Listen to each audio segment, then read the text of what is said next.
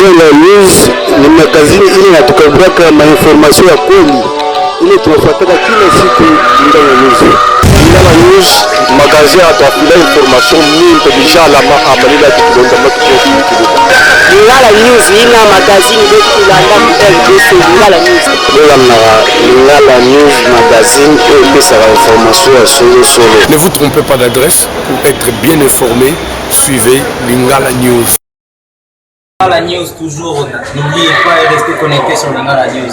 Yambo Basangwa Solo.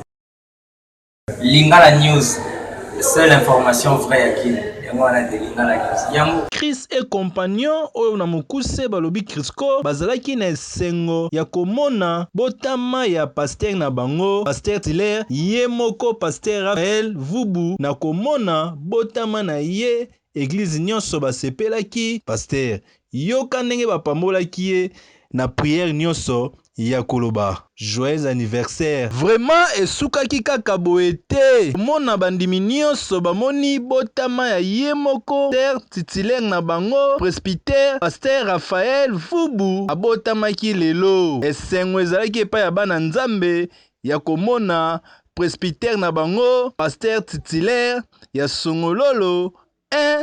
Vraiment longoni ya mingi na botama une année de plus.